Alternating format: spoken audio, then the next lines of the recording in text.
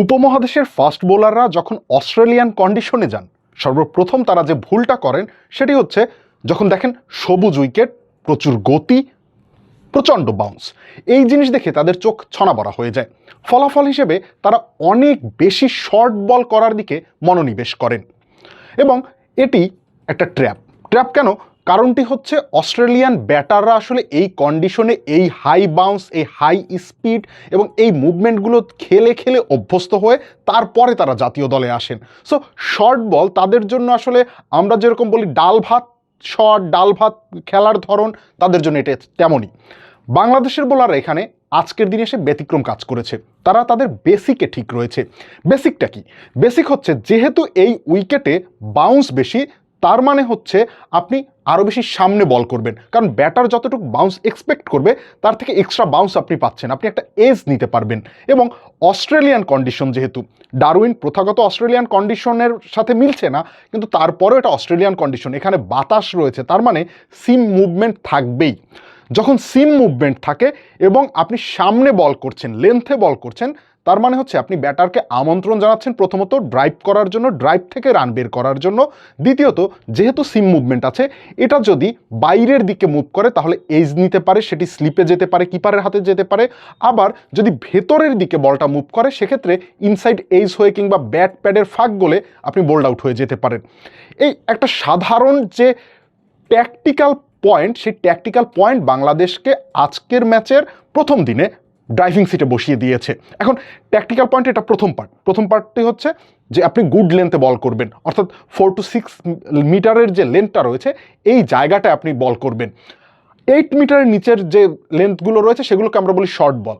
আপনি যদি খেয়াল করেন তাহলে দেখবেন বাংলাদেশ 50% বেশি কিংবা 60% বেশি বল করেছেন গুড লেন্থে কিংবা হচ্ছে শর্ট অফ গুড লেন্থে।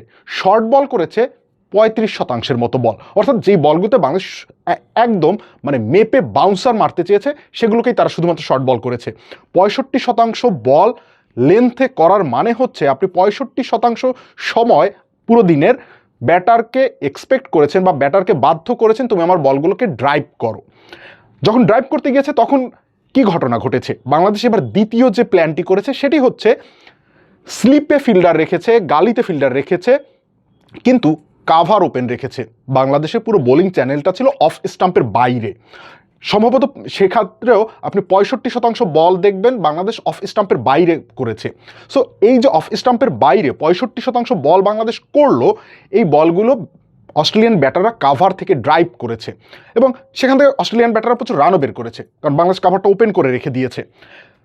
এটা হচ্ছে দ্বিতীয় বাংলাদেশের মাস্টার স্ট্রোক।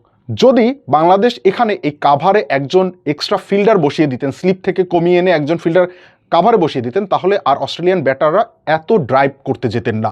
সেক্ষেত্রে তারা হয়তো বা ডিফেন্ড করতেন, সফট একটা পুশ করতেন, নাচ করতেন, একটা সিঙ্গেল নিয়ে নিতেন। কিন্তু যখন দেখেছেন যে কাভার অঞ্চলটা ওপেন, এখানে রান স্কোরিংয়ের অপরচুনিটি রয়েছে এবং সেই লেন্থে আমি বল পাচ্ছি, তারা বারবার ড্রাইভ করতে গিয়েছেন এবং যখন ড্রাইভ করতে গিয়েছেন তখন বাংলাদেশের বোলাররা ওই উইকেটগুলো তুলে নিতে পেরেছেন। লিটন দাসের হাতে ক্যাচ গিয়েছে, শান্তর হাতে ক্যাচ গিয়েছে, কেউ ইনসাইড এজ হয়ে বোল্ড হয়েছেন যখন লেন্থ মিস জাজ করেছেন বা লাইন মিস জাজ করেছেন। তার মানে হচ্ছে বাংলাদেশ একটা সাহসী সিদ্ধান্ত নিয়েছে এবং এই সাহসী সিদ্ধান্তটি হচ্ছে আমি ফুলার বল করব বা লেন্থ বল করব, আমি শর্ট বল করব না, আমি ওই ভুল ডিসিশনটি নেব না। দ্বিতীয় যে সাহসী সিদ্ধান্তটি বাংলাদেশ নিয়েছে সেটি হচ্ছে কাভারটি আমি ওপেন রেখে দিব, আমি অস্ট্রেলিয়াকে রান করতে দিব, আমি অস্ট্রেলিয়ার যে রান আটকে রাখতে চাই এই মানসিকতা আমি বোলিংটি করব না, আমি রান করতে দিব, কিন্তু সেই রানটি করতে দেওয়ার মাধ্যমে আমি উইকেট তুলে নেওয়ার যে সুযোগটি রয়েছে সেটিকেও তৈরি করব। সো যে কারণে আজকে বাংলাদেশ দিন শেষে ড্রাইভিং সিটে।